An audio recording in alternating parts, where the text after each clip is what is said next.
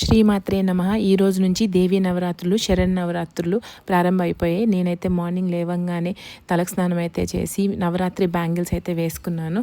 పూజ అయితే స్టార్ట్ అయింది. అమ్మవారి విగ్రహానికి అభిషేకం చేసి ప్రసాదాలు అవన్నీ చేసి పూజ అయితే కంప్లీట్ అయిపోయింది.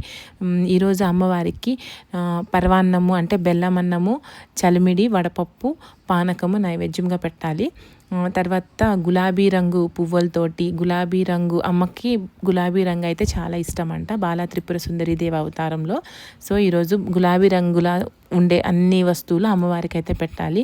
బాలా త్రిపుర సుందరి కాబట్టి ఎవరైనా ఓపిక ఉండి వాళ్ళకి స్తోమత ఉంటే చిన్న పాపని 12 ఇయర్స్ పాపని 12 ఇయర్స్ లోపు పాపని అయితే తీసుకుతెచ్చి ఆమెనే బాలా త్రిపుర సుందరిగా భావించి కాళ్ళకి పసుపు రాసి బొట్టు పెట్టి పారాయణి పెట్టి తర్వాత అమ్మవారికి మనం ఎలా అయితే అలంకరణ చేస్తామో అలానే అలంకరణ చేసి ఆ పాపని అమ్మవారిలాగా భావించి అమ్మవారికి ఎంత మర్యాదగా అయితే చూసుకుంటామో అంతే మర్యాదగా అమ్మవారి స్వరూపంగా అయితే భావించాలి.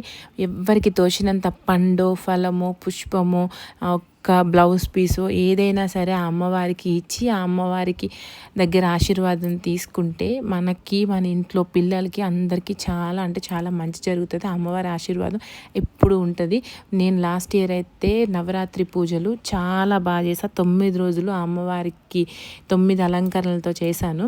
నాకు లాస్ట్ ఇయర్ అప్పుడు నేను ఇంకా యూట్యూబ్ స్టార్ట్ చేయలేదు. సో అందుకనే నేను అప్లోడ్ చేయలేదు. అవన్నీ కూడా నేను ఇప్పుడు అప్లోడ్ చేస్తున్నా. ఈసారి నేను నార్మల్గానే దేవీ నవరాత్రులు చేస్తున్నాను. అమ్మవారి విగ్రహం అయితే పెట్టలేదు, ఎందుకంటే ఈసారి నాకు కుదరట్లేదు. సో అందుకే పెట్టలేదు. Please subscribe my channel.